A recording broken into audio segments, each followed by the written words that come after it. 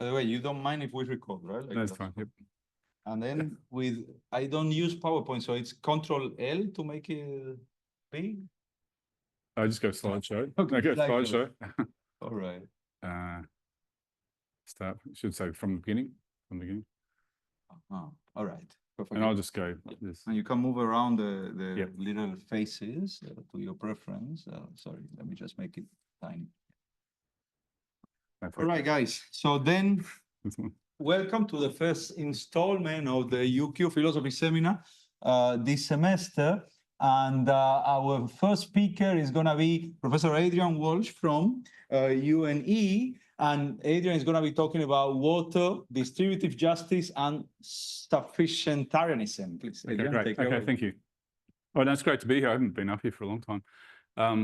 Given I think you're our nearest philosophy department, so from UNE, so we should meet more regularly. Okay, yes, we should. Yeah, road trips going again. Once upon a time, we used to have road trips. All right, look. So this is I've worked on questions about water and distributive justice for a long time, and I wrote a paper. I'll read through in this a minute, but I wrote a chapter on commodification and water in a collection on commodification a couple of years ago, and I kind of realised at the time that much of what I was interested was sufficientarianism. So this is a new project. Some of it will be sketchy, but I'm hoping you'll help me work through the ideas. But yeah, so partly what I'm interested in is applying, the doctrine of sufficientarianism to questions of water. All right, so this is the structure of it. Okay, so I'm going a brief introduction. I'll talk a little bit about, and I will talk about the urgency of the water crisis. So it's more applied philosophy. Anyway, that's how it will run. Okay, I'll start reading this. So distributive questions concerning the allocation of water have long been highly contested. So think here of debates over the waters of the Nile, or in our own case in Australia, over access and control over the Murray-Darling Basin. What counts as a fair or just way of allocating water, both as a benefit and or as a burden? So think about water as a burden over the last week or two in terms of flooding. So, all right. So climate change exacerbates these questions of justice. This paper is a development of an earlier paper in which I discussed distributive justice and the commodification of water. And I want to consider distributive justice and water more generally. Thinking through the issues of distributive justice and water is perhaps unsurprisingly a complicated matter. In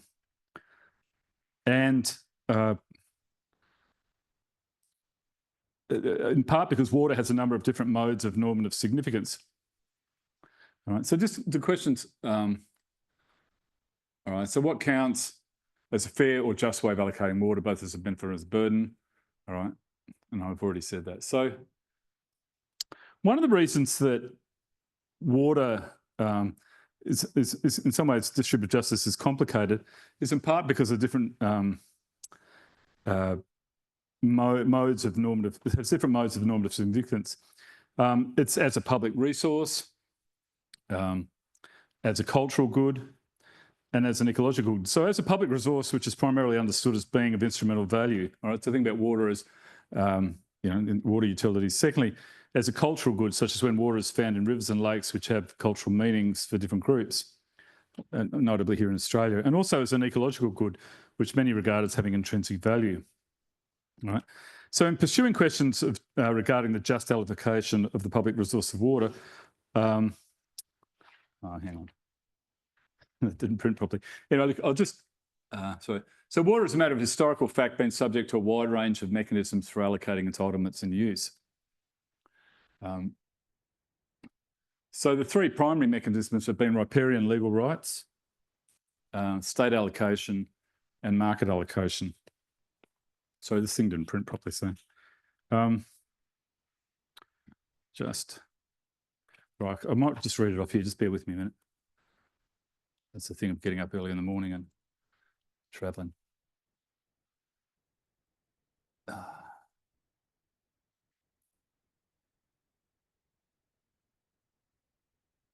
All right, so in pursuing questions regarding the just allocation of the public resource of water, so I will focus primarily on water as a public resource.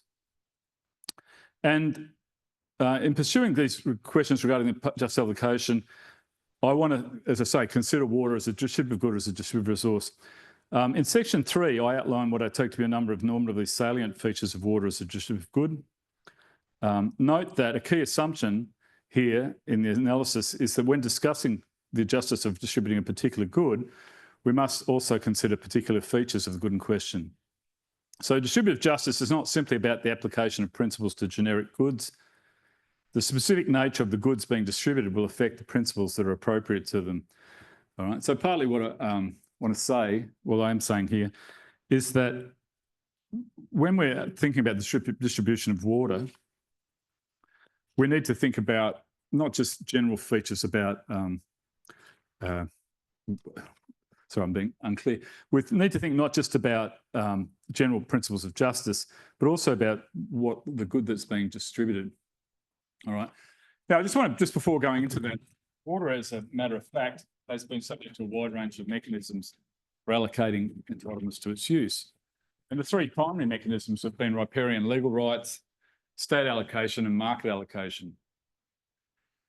And it's interesting here in Australia, when I mean, just as a matter of fact, when with water, when Europeans first came to Australia, they adopted European or British riparian legal rights, to it, which basically meant, you could take, if you were by a river, you could take whatever water you wanted out of the river.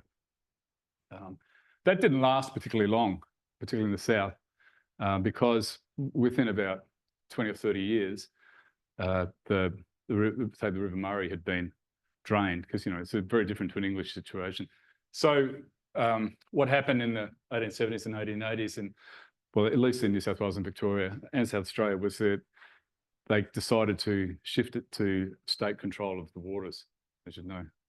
And I mean, it was interesting because the riparian legal rights just didn't last very long. You can't just rip water out of the river if you want. Anyway, since the 1990s, there's been a shift to market allocation. Right, so there've been a series here in Australia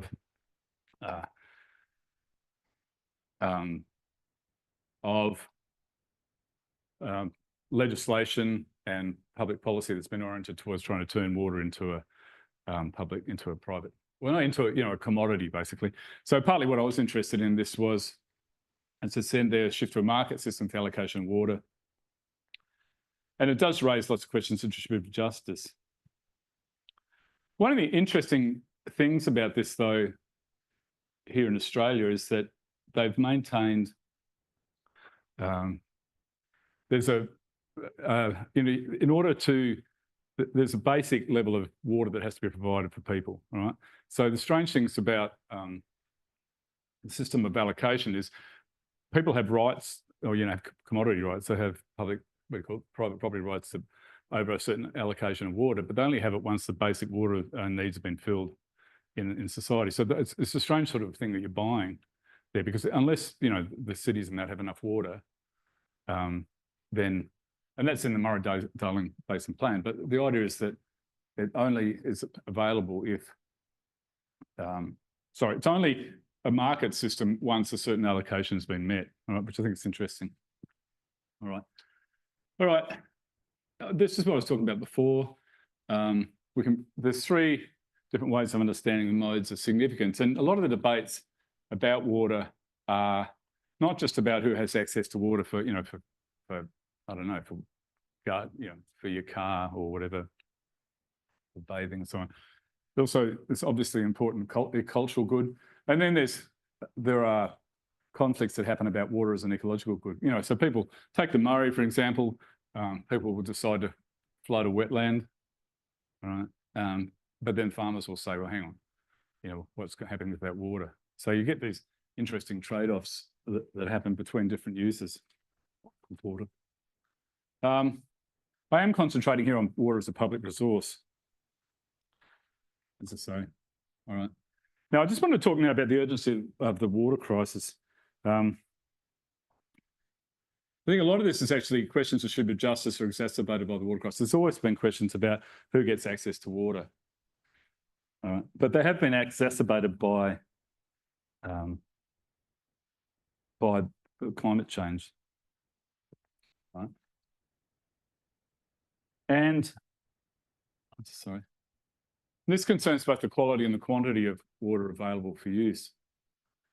It's a result of human overexploitation, significant increases in human population, and the consequences of climate change. So there is, part of what I want to say here is that, the discussions about distributive justice here are not just about the quantity of water that's available, but also the quality.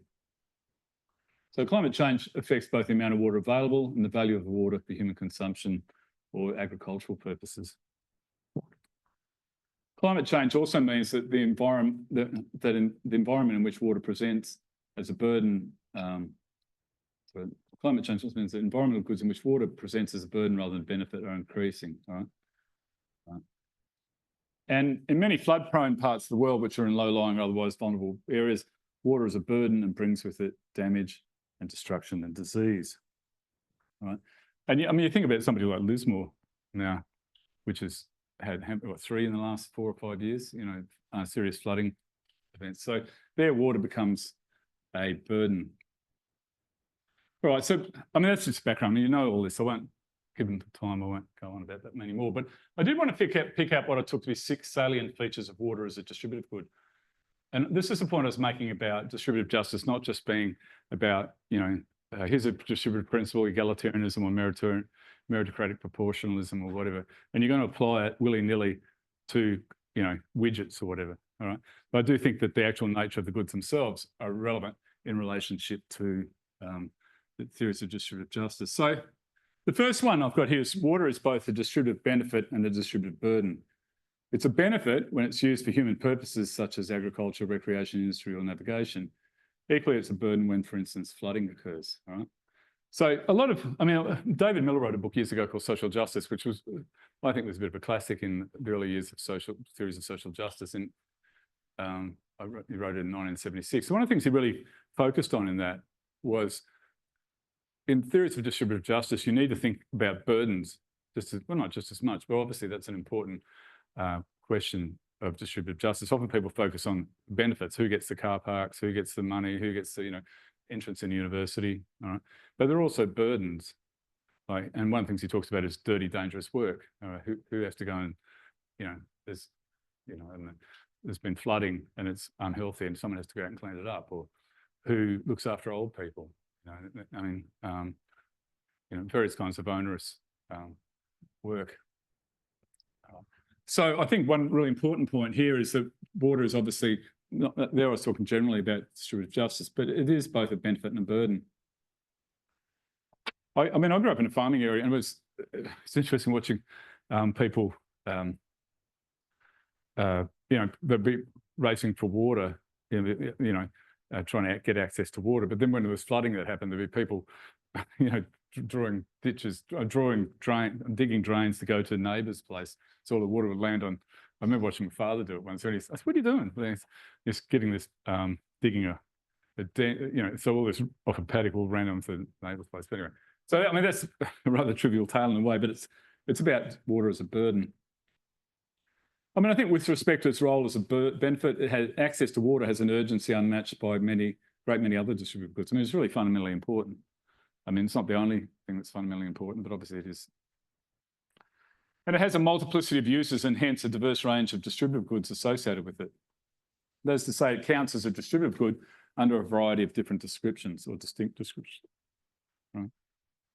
And then, just where I'm talking here, you can think about all the different things you use water for. From recreation, obviously to drinking, to bathing, and then, of course, there are cultural uses and cultural meanings that are associated with water. And this is the point here. Water also has a multiplicity of meanings and values associated with it, and these will affect and impinge upon our distributive policies and practices. And this is from a paper from 2013 by Nelke Dawn. And she says, a last aspect which is typical for water is the multitude of meanings attached to water. In its most simple form, the debate on water scarcity is about prioritising different kinds of water use. In this discussion, the value of water is primarily instrumental, a basic human need, indeed, yet a relatively tangible one. However, other values are still excluded from the debate about priorities for water and use and management.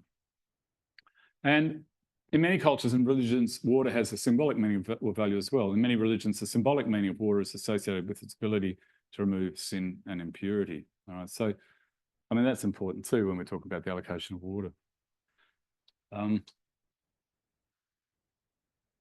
The use, consumption, destruction of water are not always aligned, which means in many cases the use has little destructive effect upon water, in others it does not. That's to say, in some cases water is durable, and in some cases it's not. What I mean by this, well, you can think of, I mean, it might be a contentious example, but like something like water wheel, water is not used. You can have a, used for energy, hydroelectric energy. It doesn't necessarily destroy the water as the good of it, whereas other uses can actually be highly destructive of certain industrial uses. Well, finally, distributively relevant uses of water are not always obvious. Unlike many other goods, the use or consumption of water is not always immediately apparent, and therefore nor therefore are its beneficiaries. And I say this because, like here in Australia, people, we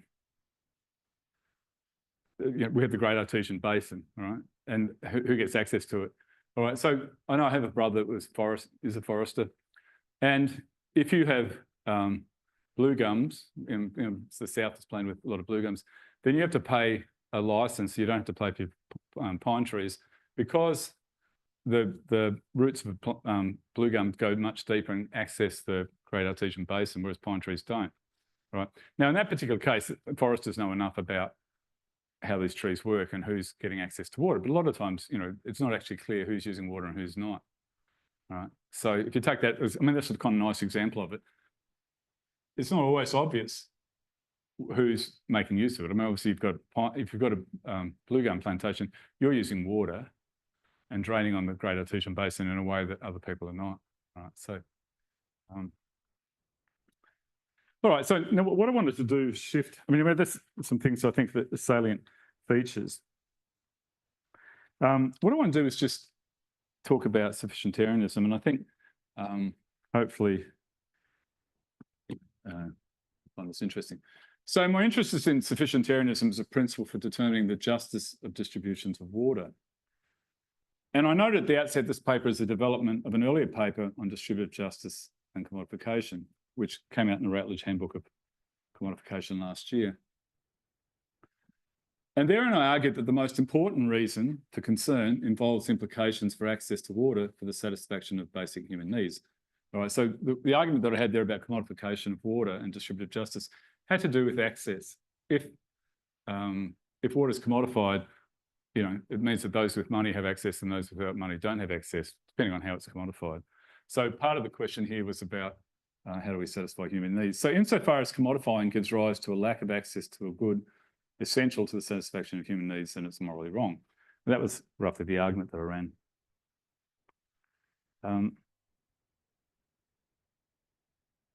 So I'm whipping through this rather quickly. But I want to now extend that analysis in a sense to the notion of theory of justice in more generally. So I want to extend that to distributive justice and water. Admittedly, it's not a very large extension, but I regard it as essential to developing a theory of just water. So I claim that insofar as any system of distribution gives rise to a lack of access to a good essential to satisfaction of human needs, then it's morally wrong.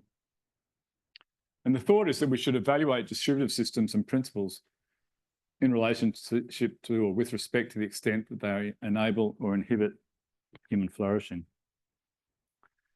So the argument defended here is, in its essence, I want to suggest sufficientarianism, in that priority is accorded to ensuring the satisfaction of fundamental human needs. Right. Now, one might be able to, so what I'm suggesting is that this argument is fundamentally says sufficientarianism. I was sort of making this argument for years anyway, and then I realized it was just sufficientarianism. So partly what I'm going to do is connect up with the sufficientarian literature. So one might have, of course, be able to explicate it straightforwardly in egalitarian or utilitarian terms. All right, so you might actually think, the essential satisfying human needs could be talked about in utilitarian terms. You could talk about in egalitarian terms. All right, there's a number of different ways in which you could explicate that. We can talk about that a little bit later if you want to, but I think I'm suggesting the best way of understanding that intuition is a sufficientarian one. Now, there's 4 questions that need to be addressed. One is, what is this? How should it be defined? People come across this. Is this sort of part of a debate? Sufficientarianism? It's sort of, no. You have, but it's not something that's been part of the. Oh, okay. What account of sufficientarianism we adopted in the project? What are the advantages of this account to be adopted? And what implications does it have maybe for the ways in which water should be allocated? All right.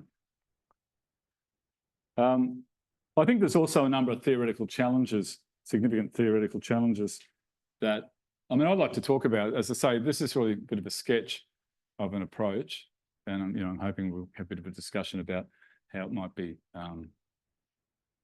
defended, or at least what some of the problems with it are. There are also a number of significant theoretical challenges that need to be addressed in the long run. The phenomena I'll just simply outline, but we'll be anyway, I'll talk about them in the final section. All right. Hang on. The sort of standard definition of sufficientarianism.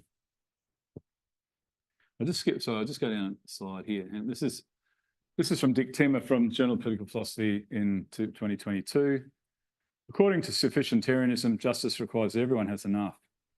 This view has attracted considerable philosophical and societal support and appeals to widely held intuitions about social policy and institutional design, such as that the state should meet the basic needs and ensure the basic freedoms of citizens, that it should provide them with sufficient level of healthcare, education, safety and other goods. Now, notice this is, I mean, part of you might think, well, what's going on here? But the distinction here is, I mean, one of the important distinctions between sufficientarianism and prioritarianism. Right, so if you take John Rawls's work, which some of you presume know, you know, he gives priority to the worst off, right? If you take the difference principle, you know, it's saying that we need to make sure the worst off are as well off as they can be. Right? So it's the second of Rawls's 2 principles of justice. All right, now, so the focus there on making the worst off better off. Right? This is about sufficiency, gaining a certain sufficiency for everybody. Right? Now, as you see, what happens after that? So part of the debate that goes on in defining sufficientarianism is, okay, let's just say we give access to everybody to a basic level, right? Whether it's healthcare or water or whatever, education. What happens after that? So I'll just go back a little bit here to these. The positive thesis that it's morally valuable to have enough, right? That's one important question. Now, what you'll find is this second point I've got here and the third point are options, you know. So people tend to choose one or the other. And as you'll see, I'll opt for the third one here. So a negative thesis which states that once people have enough, no further distributive criteria apply. That's the end of distributive justice. So some people say sufficientarianism just says, just get everybody enough, water, education, whatever it is, and that's the end of questions of justice. Right? There's a different way of putting it, which is the shift thesis, which states that once they have enough, there's a shift in our reasons for benefiting them further.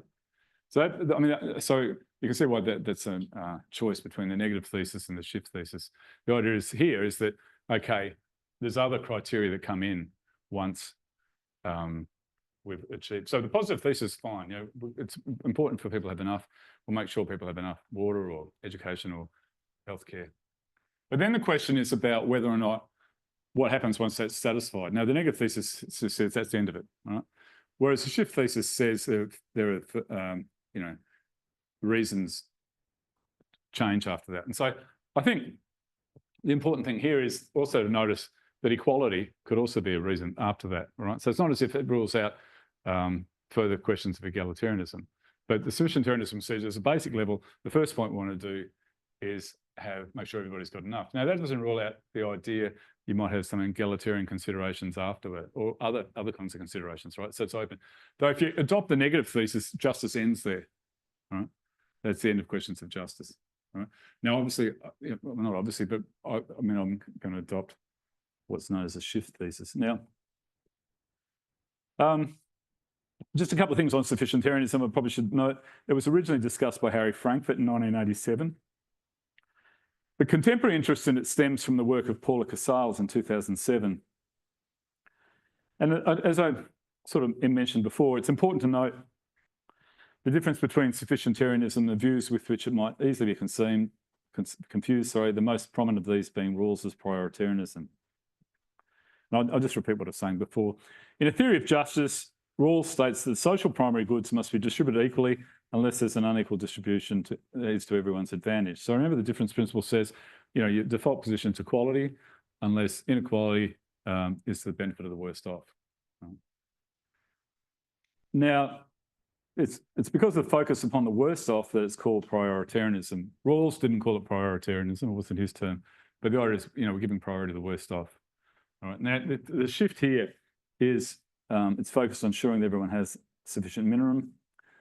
Of course, the sufficientarian will give priority to those who don't have the sufficient minimum. So, in a way, there's an obvious crossover with prioritarianism, because the prioritarians are going to give the same people,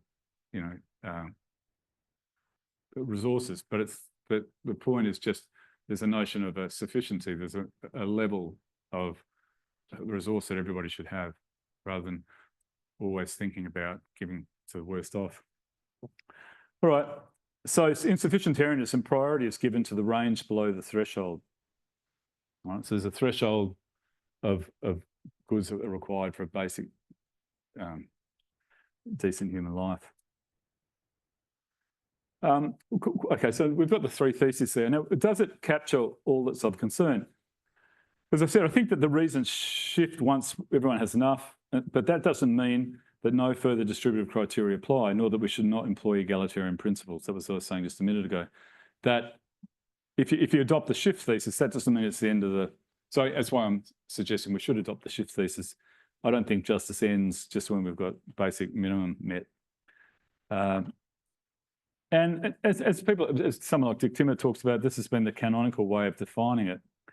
But he himself, in a highly influential article, and if you're interested in this, in the question of sufficientarianism, you'll find this. He's revised it in this way, which I'll go through. My suggestion is that it's actually much more like prioritarianism. So this is from an article from 2022 that I mentioned before. Actually, I'll just take them one by one. So it has a priority claim that we have non-instrumental reasons to prioritise benefits in certain ranges over benefits in other ranges. A continuum claim that at least two of those ranges are on one continuum, and a deficiency claim that the lower range on a continuum, the more priority it has. All right. And a lot of people have been talking about this. Personally, I think it sounds a lot more like prioritarianism. And in fact, you look at it, it's a priority claim. We have non-instrumental reasons to prioritise benefits in certain ranges over benefits in other ranges. All right, so there are certain kinds of social benefits we need to focus on. I think this, and there's a lot of debate about this particular definition, but to me, it sounds more like prioritarianism. But anyway, I just thought I'd put that up there. I have to say that I actually have a postgraduate student at the moment who's arguing that prioritarianism and sufficientarianism can be combined. I'll be interested to see, with strikes me as a challenge. We'll see how it goes. All right. So, what account I'm adopting here is all right. So in this talk, I'm going to adopt I reject the negative thesis in favour of the switch. Distributive criteria still apply even once sufficiency has been obtained or realised. And as I said before, more pointedly, egalitarian criteria might still obtain after sufficiency. So on the view I'm endorsing, the account is not indifferent to inequality above the threshold. And one criticism made by many commentators is that sufficientarianism is indifferent to inequality beyond the threshold. Right, so it's one of the criticisms of it. Once you've got the threshold, then nobody cares about inequality. And that's true if you take the negative thesis. But that's not true of all forms of sufficientarianism. So then on the model endorsed here, and that others endorse, once the threshold is reached, concerns with inequality are still live issues, but there might be other issues that are live. And notice the focus here is not upon what claim rights individuals have. All right. The focus instead is upon what kinds of social outcomes are to be realised, such as in the first instance, the goal of everyone having enough. All right. So what are the advantages of this kind of view. Well, I think there are a number of advantages. It places us in a position to discuss trade-offs in a meaningful way. And what I mean by that, there might be other kinds of considerations other than equality that, are there, or human uses, or it might be the case that we're talking about ecological values, right? So we're talking about water, there may be, certain kinds of spheres in society where we want to encourage meritocratic distributions, right? Talk about university entrance exams or sporting contexts. There may be cases there where it's not about equality, but meritocracy has a role to play. So it's possible to make trade-offs in a meaningful way. So there's the basic element of sufficiency, but once that's reached, there are trade-offs we might make between different criteria. At the same time, I think that this model is not indifferent to inequality, nor is it indifferent to other plausible distributive criteria and other important social goals, ideals, and outcomes. I also want to note that water is it's just one criticism, of sufficientarianism is that because you're talking about a threshold, it seems like it's arbitrary. Or you might think it's arbitrary, okay? Because how much is enough? Right? This sort of standard kind of obligation. And Frankfurt, when he first put this forward, he said, "Oh, it's just nonsense." He just sort of dismissed it out of hand. But I think it is, it's a reasonable question to ask. With healthcare, what counts as enough? I've taught bioethics for years, and so what's the basic minimum? What kinds of hospital facilities should we provide? It's a bottomless pit in a way. So you might think adequacy is to some extent context sensitive and perhaps arbitrary. But I think one thing I might suggest is that water, at least in the most basic sense, is you might think accusations of arbitrariness are less compelling, I suppose, or less cutting, because unless not as easily sustained as it might be the case with respect to other social goods for which sufficientarian approaches have been developed in areas like education. Some critics have argued that thresholds that sufficientarians employ are entirely arbitrary, and I suggest that such changes have less basis when you consider basic good like water. Yeah, right. But some of the implications of this does it have for how water might be allocated? So, obviously the questions here are more, I'm talking about more generally, but I do want to focus on water. So it means in the first instance that water for basically domestic purposes should be allocated to all up to a level of sufficiency. The primary concern here is with access to basic goods. Accordingly, priority must be given to those uses of water that realise basic human goods in such a way that all users have access to these goods. Some of this argument I got from some work that Vita Panic did, and where she makes a similar point with respect to healthcare and education. It's interesting, in the South African Constitution, when in the new Constitution after the end of apartheid, they actually made it one of the elements of the Constitution, everybody has a right to water. So it's not just something, it's actually embedded in the Constitution. But I suppose Elon Musk might have a few problems with that, given his attack on South African policies. All right, there must be a system of public provision of water for basic human goods in place, which could, for instance, involve various pricing mechanisms to regulate supply and which ensures all have access. However, once those needs have been met to an appropriate level of sufficiency, it's then an open question about which distributive mechanisms might be employed. All right, so the idea is water. And then what do we do with water? Is it has to be allocated equally? Is it used for farming? Is it used for recreation? Is it used for ecology? So the point is that, as I say, it's an open question after that's been met. But it's a little bit like I was talking before, the critical human water needs that's been part of the Murray-Darling Basin Plan. What the critical human water needs, it says, there's a certain level of water has to be provided for everybody. All right. But then once those needs have been met, then there's a question about what we do with the water. Some of it might be used for, environmental purposes. Some of it might be sold to farmers. Some of it might be used for industry, like Cubby Station, down in Western New South Wales. So I think this sort of interesting thing is that when you look at that Murray-Darling Basin Plan, the critical human water needs sort of on the face of it seems like sufficientarian. There, it's mandated that other purposes or uses, including the provision of water markets, can only be permitted once those critical human water needs have been met. All right. So that was a provision when they started the commodification of water, that they had to meet these critical human water needs.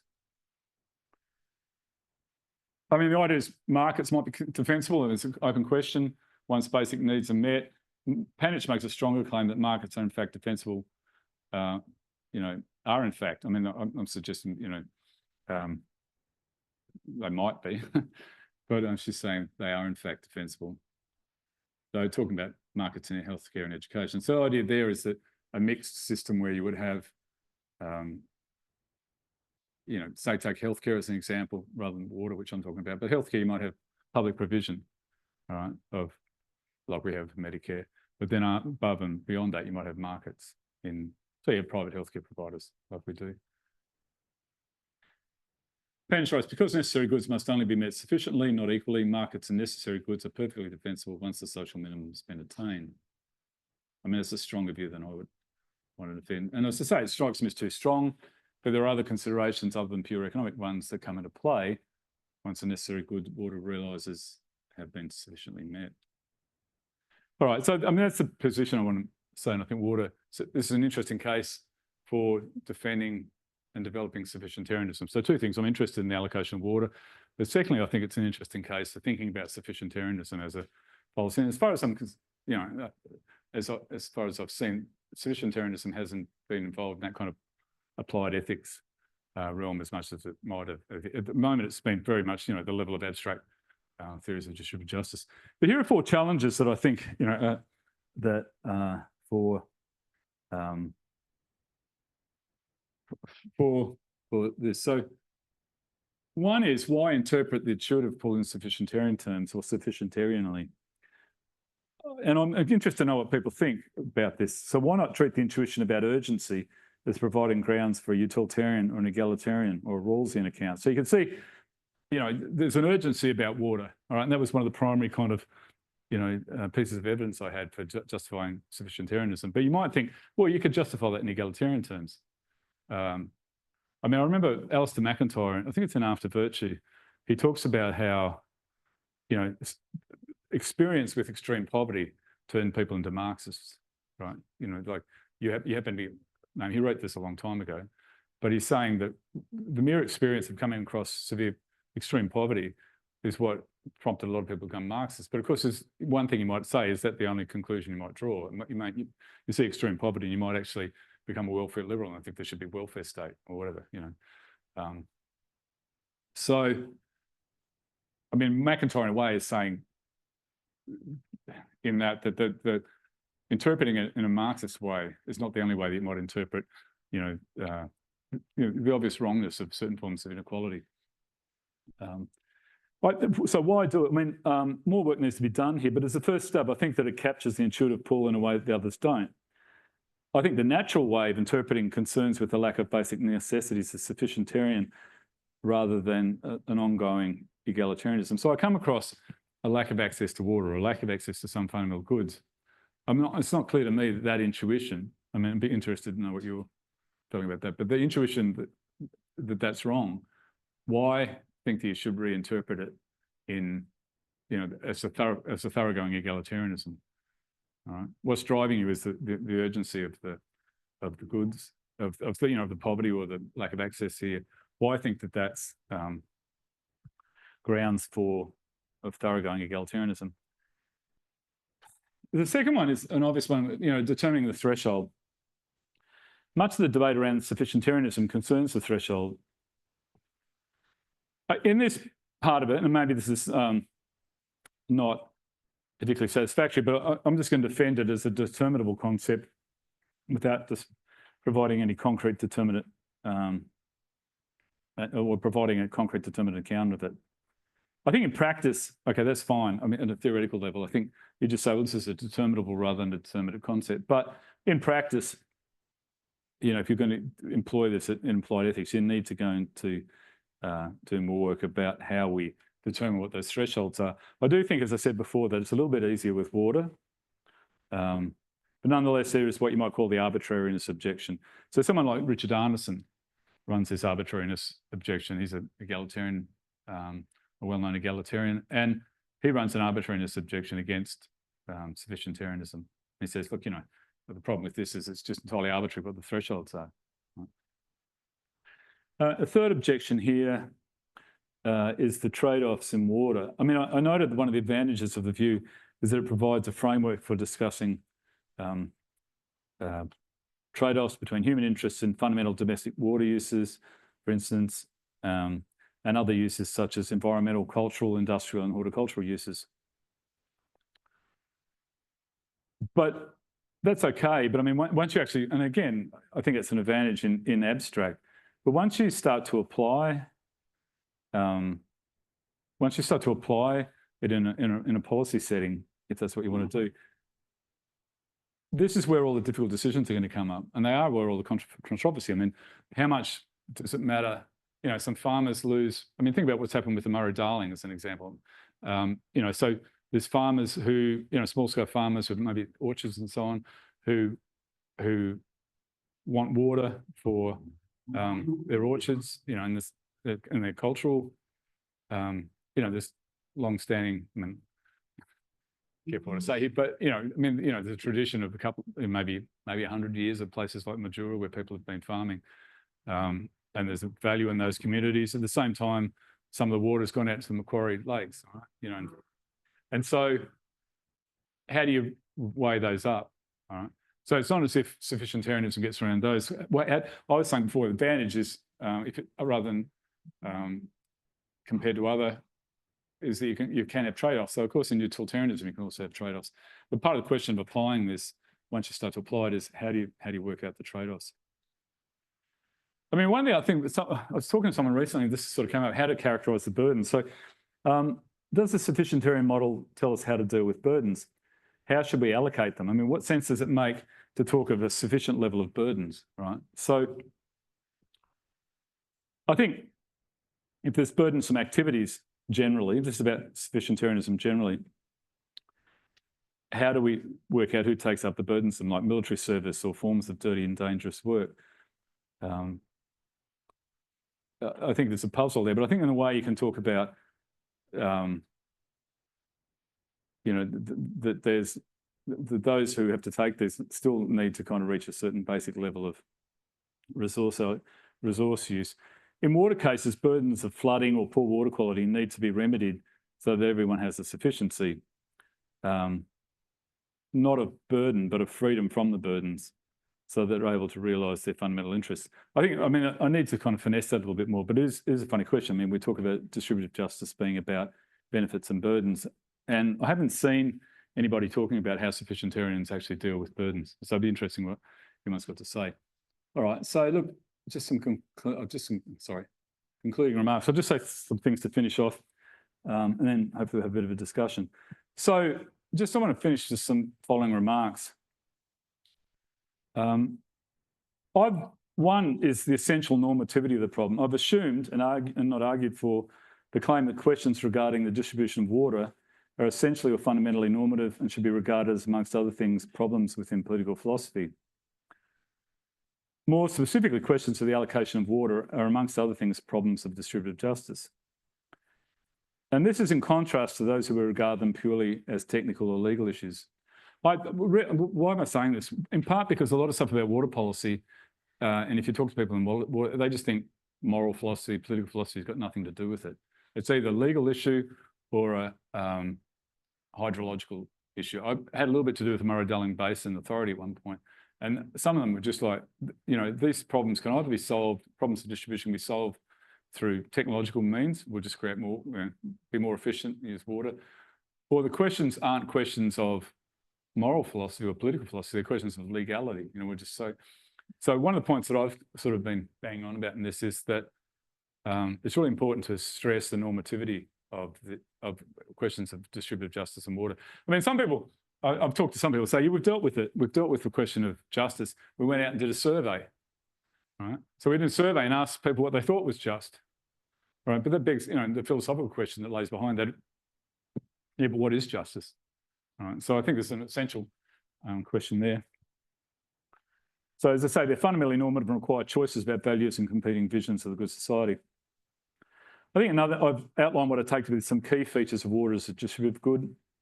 These features will shape any plausible theory regarding the just distribution of water. All right, so I think that's really important to those 6 features that I laid out.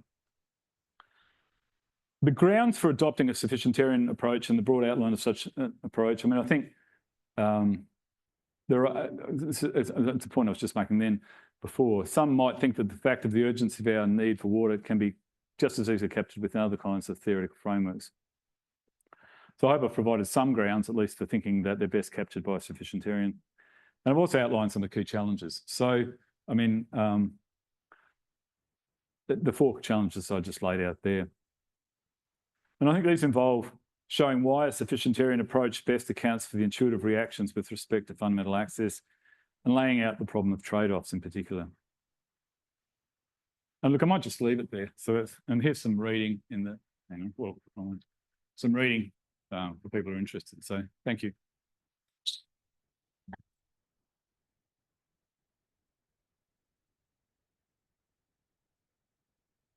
Should stop the recording now. Yep.